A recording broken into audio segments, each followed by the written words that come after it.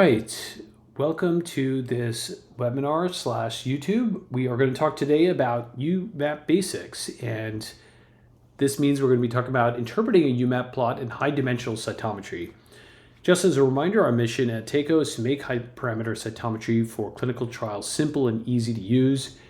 This is part of that mission. You can play around with a demo dataset at app.taco.bio, which will include UMAP style visualizations. Who might care about this subject?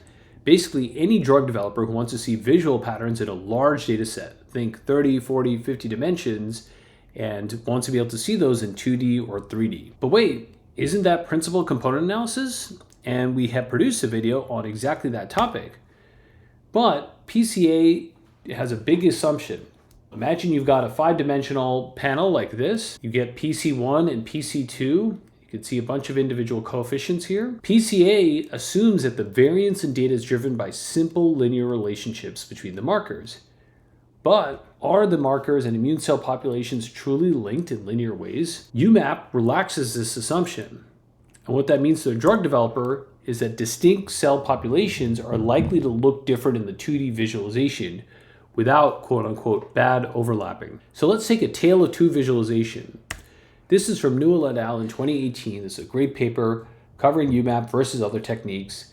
They had mass cytometry, 8 physically distinct tissues, 35 samples, over 325,000 single cells, and 39 parameters. And one of the things they did was clustering. So every cell they gave a cluster assignment from 1 to 40 using a technique called phenograph. So for example, in this particular cluster 5 CD4 T cells, there might be hundreds or tens of thousands of particular cells in that. And then the other parallel step is dimensional reduction. So every cell would also get an XY assignment. So think of an XY plotting on a 2-dimensional plane. And for that, there are techniques like PCA and UMAP that they covered in the paper. And at the end, you can combine these, which is you can show the clusters on each method, PCA and UMAP, and you can compare them side by side. So if that sounds like a mouthful, it is. We're going to try to break that down step by step, starting with PCA. For PCA, remember the goal is dimensionality reduction. So this is a 39-dimension data set in 2 dimensions.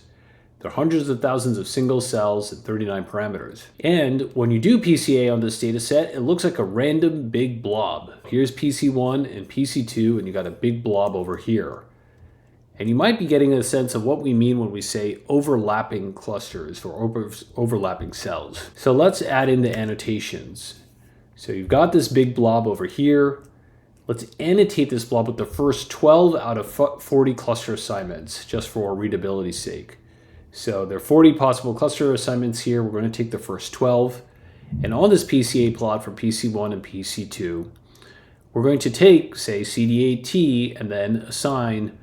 We're going to show which ones came from CD8T, like 1, 9, 11, 12, etc. T, you can see those clusters over here. Contaminant, these 2 particular clusters are over here.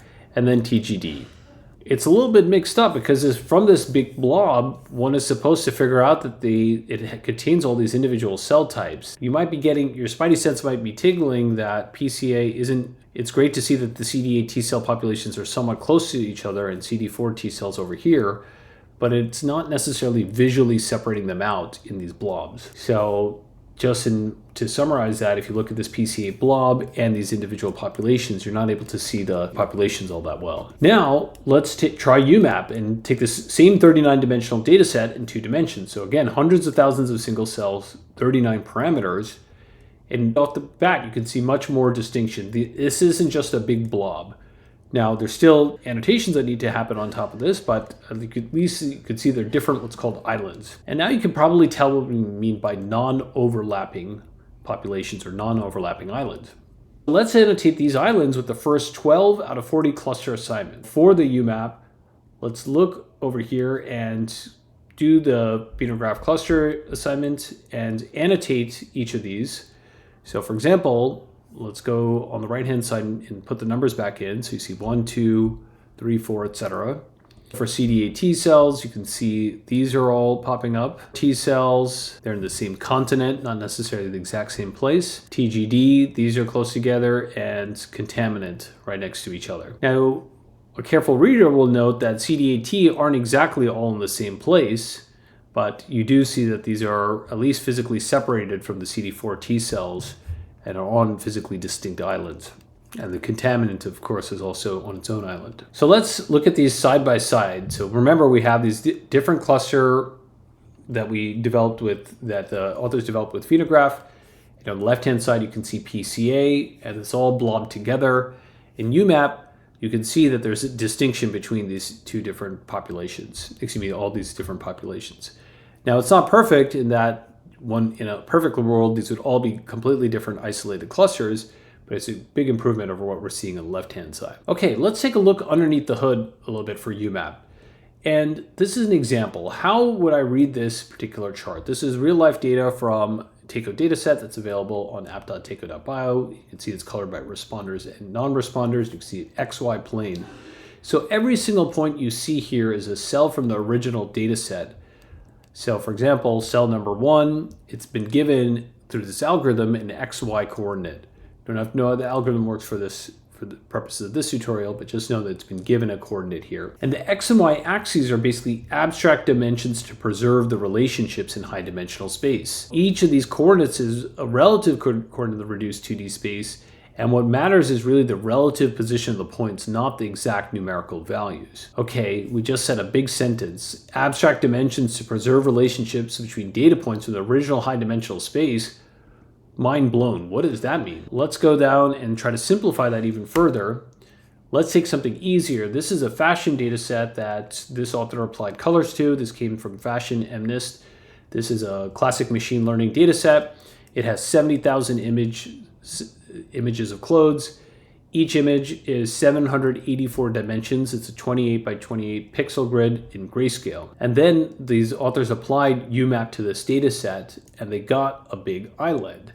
A big set of islands. So this is that entire data set. Each thing here is a piece of clothing or apparel, etc. And they're all a bunch of islands. So you've got a big island from this whole algorithm exercise. And remember, abstract dimensions to preserve these relationships between data points in the original high dimensional space. Ultimately, that means you can reduce the dimension of the data set so it can be visualized on a 2D plane. How do you read this? Again, this is a fashion data set. This is all in grayscale.